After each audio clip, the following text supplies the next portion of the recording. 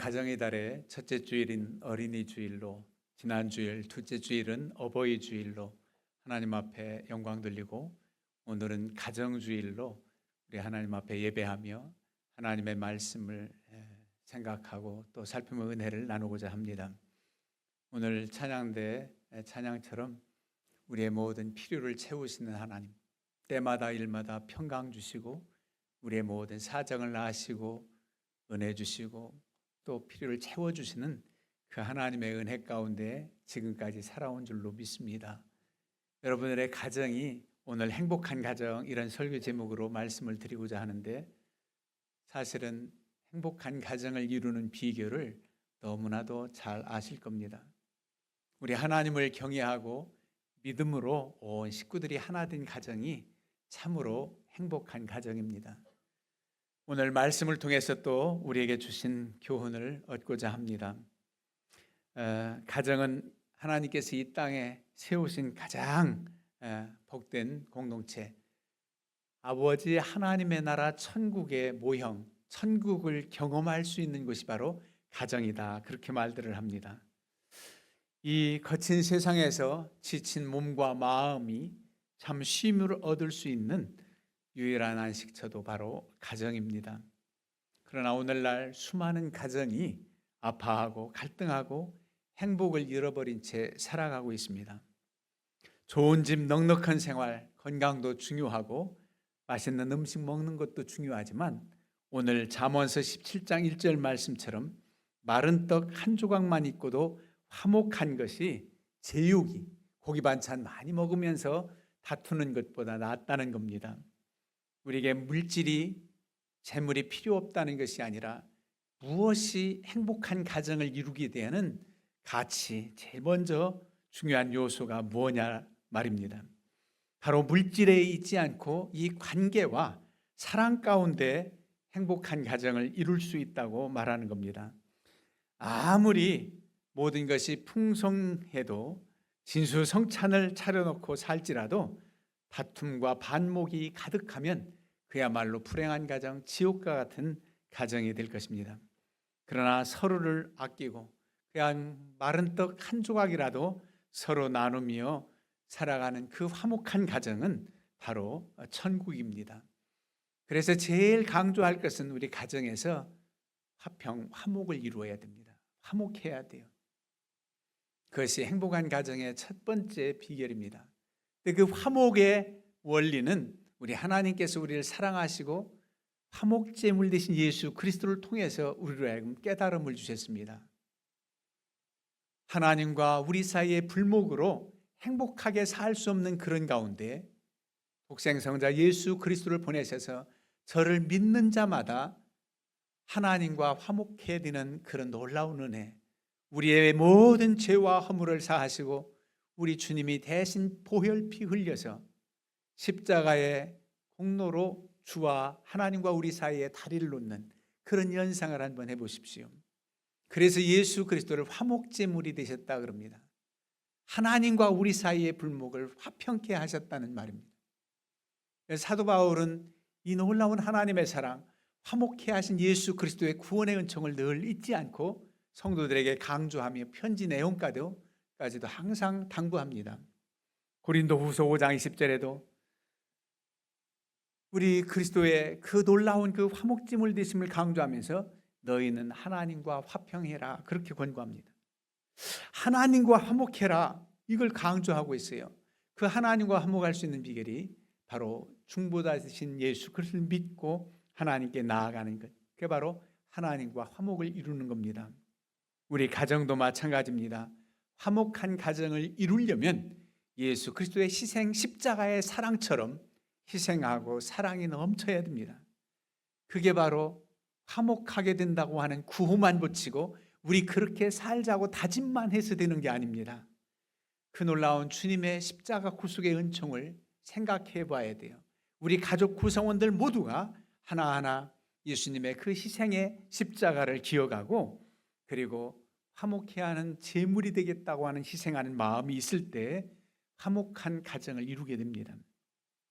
가족 중 누군가는 먼저 이해하고 양보하고 때로는 사과해야 됩니다. 내가 더 잘못하지 않은데 왜 당신이 사과하지 않느냐? 그럴 일도 아닙니다. 이전에 하나님 뜻 가운데 만난 부부 사이가 살아가면서 서로에게 상처가 돼서 점점 마음이 멀어졌다면 주 안에서 용서하고 회복해야 됩니다. 젊은 날에 그렇게 나를 속썩여서 이제 늙어서 보자 그러면서 고바지고 그런 게 그리스도인의 가정이 아닙니다. 이전에 하나님을 알지 못해서 그렇게 가장의 권위만 내세웠던 당신이 이제 주님을 알고 변화돼서 그렇게 믿음으로 살려고 하니 내가 무슨 잘못이든 용서 못할까? 그런 마음가짐으로 아내는 이해하고 사랑하고 그렇게 덮어줘야 됩니다. 그래야 화목한 가정을 이룰 수가 있습니다.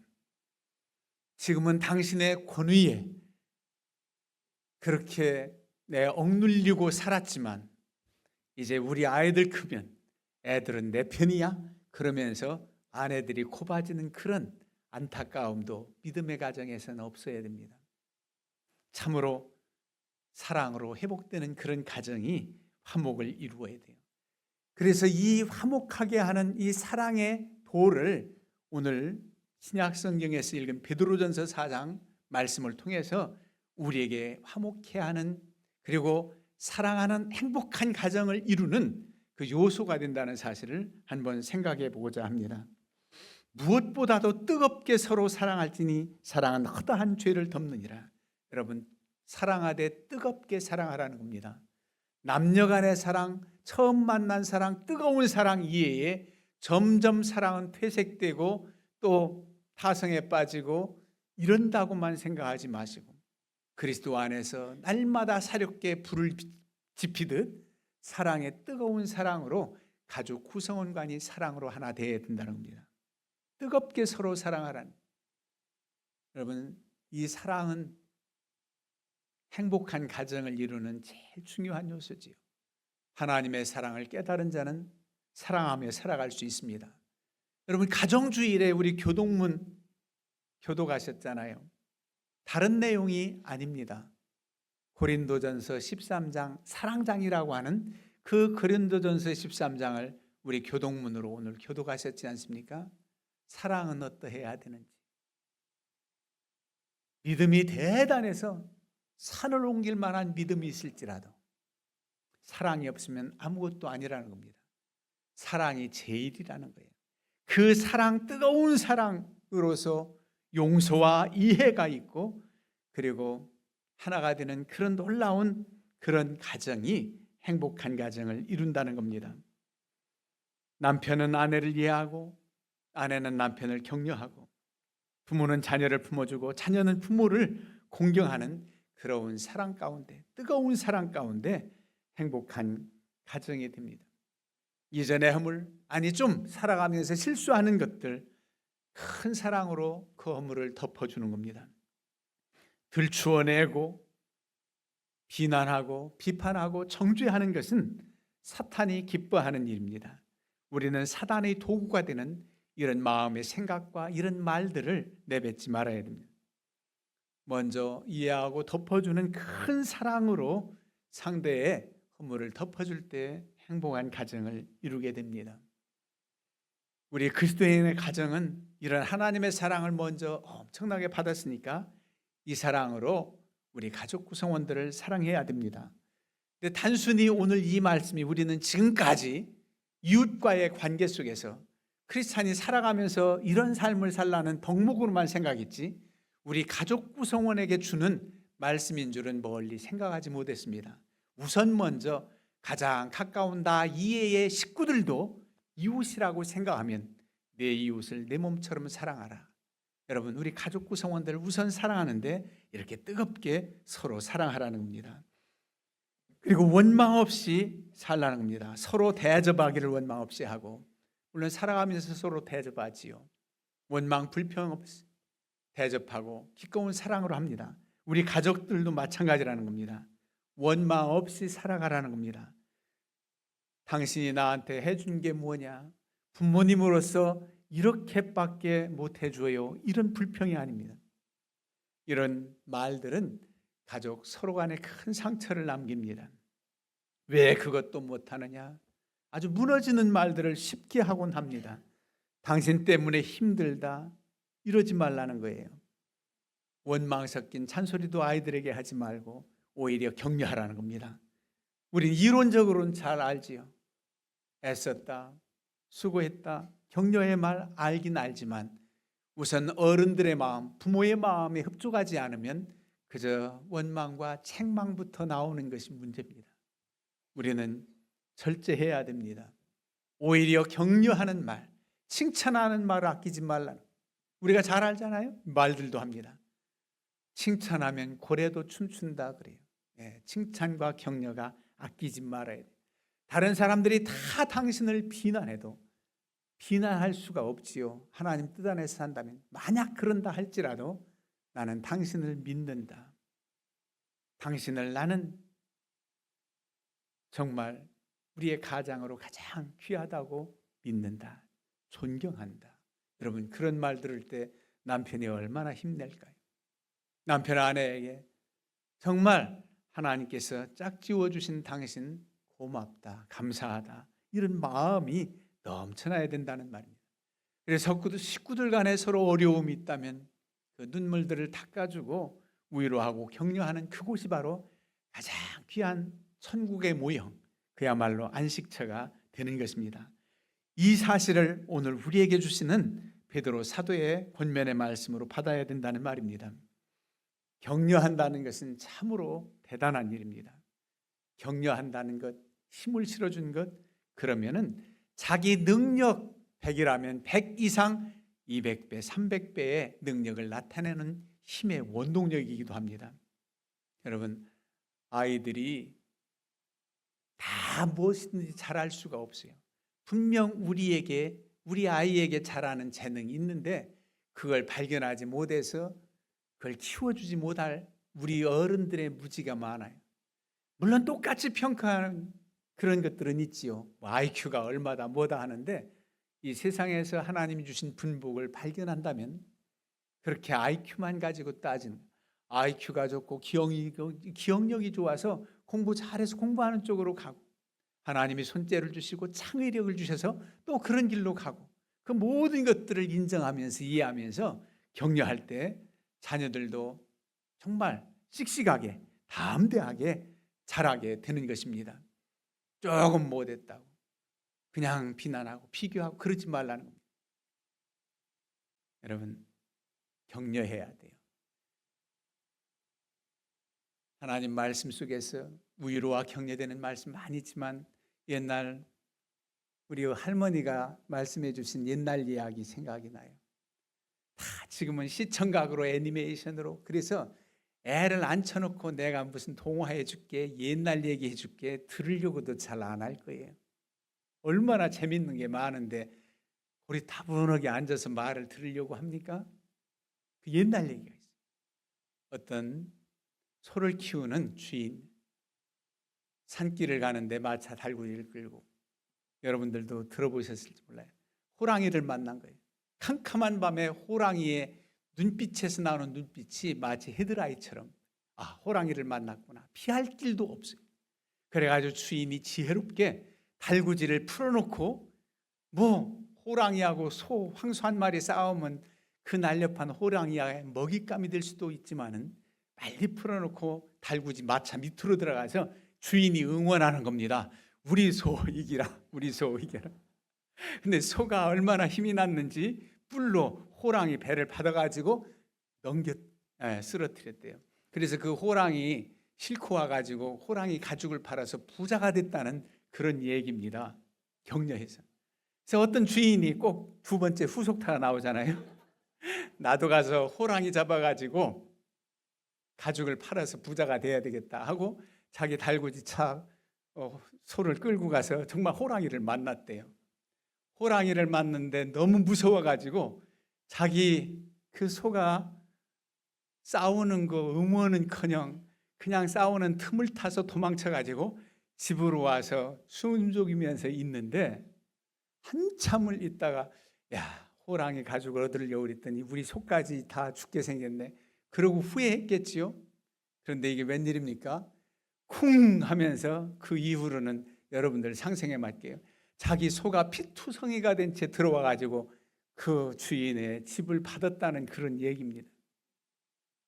격려해야 됐다는 거예요. 이런 얘기 들어보신 분 한번 손들어 볼까요? 옛날 분들. 우리 할머니만 얘기해 주셨나? 얼마나 재밌는지 그 당시에는. 격려하라는 거예요. 소하고 호랑이 싸움 게임이 안 되지만 그렇게 주인이 격려하는 그 힘을 얻어서 호랑이를 이겼다고 하는 겁니다. 우리 식구들 마찬가지입니다. 그렇게 위로와 격려와 칭찬, 그래서 온 가족이 주 안에서 행복한 가정을 이룰 수 있어요. 그 다음에 각각 은사를 받은 대로 하나님의 여러 가지 은혜를 맡은 선한 청지기 같이 서로 봉사하라. 여러분 교회 내에서 여러 가지 은사를 따라 봉사하고 헌신하십시오 하지만 우리 가정에서도 다 분복이 달라요.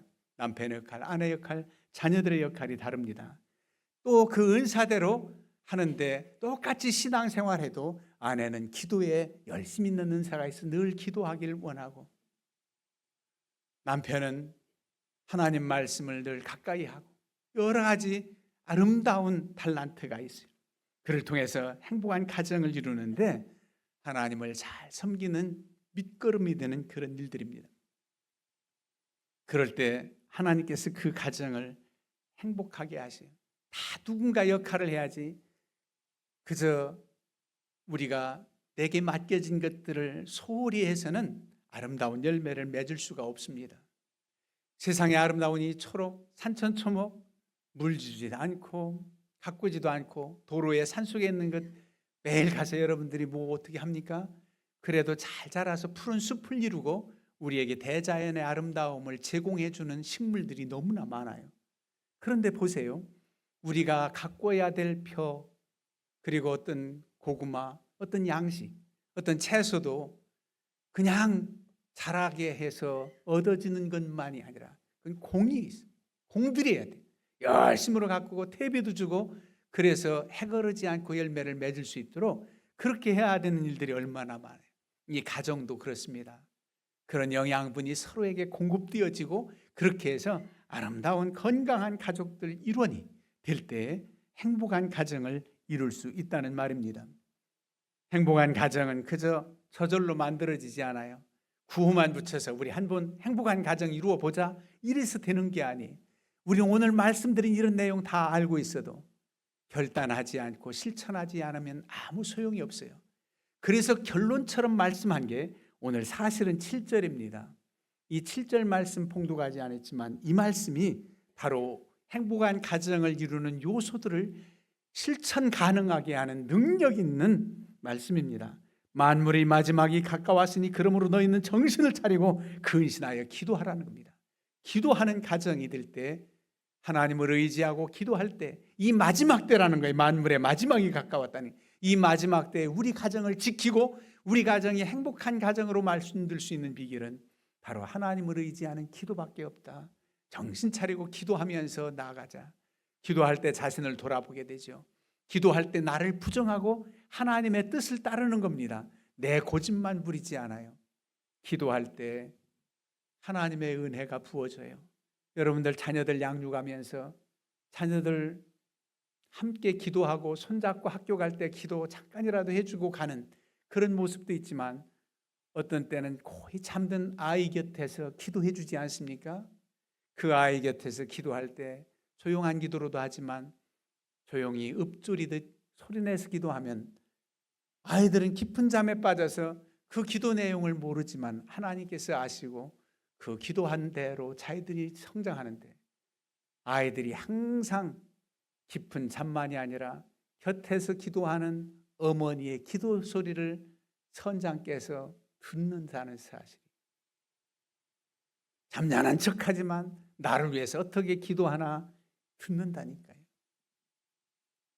기도하는 가정이 행복한 가정을 이룰 수가 있어요. 믿음의 가정을 이룰 수가 있단 말입니다.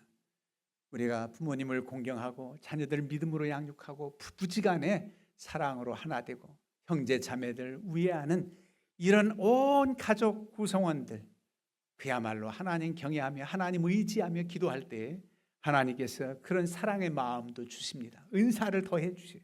이전엔 이해하지 못하고 그저 허물과 어떤 정죄하는 것 그것만 앞세웠는데 이제는 참고 또 사랑하고 덮어주는 이런 사랑의 사람으로 변화되는 것이 바로 하나님의 은혜입니다. 기도하는 이들에게 그런 은사를 주세요. 이 마지막 때에 하나님 의지해서 기도하는 가정, 하나님 말씀 중심으로 살아가는 그런 가정이 되어야 됩니다. 그리고 이제 어버이 주일도 지났지만 가정에서 부모님들 생존해 계실 때 최선을 다해서 효도하시고 자녀들 믿음으로 잘 양육해서 행복한 가정을 이루길 바라요. 돌아가신 후에는 후회해도 이미 버스는 지나갔다 그러잖아요. 손들어도 지나갔다 그래요. 그래 아쉬움도 많고 저도 후회되는 것 참 많이 있습니다만 그래서 고백으로 좀 부끄럽지만은 제가 주보에다가 아주 너무 작아서 한번 읽어주고 말씀 마치겠습니다. 읽어드리겠습니다. 그리운 아버지 어머니여, 장성한 자식에게 상처 주는 말을 듣게 되면 다른 사람이 상처를 줄 때보다 더욱 서운하고 마음이 아프지요. 어려서 부모 속을 썩일 때는 철이 없어 그러려니 하지만 장성하여 거역할 때는 더 큰 상처가 되는가 봅니다.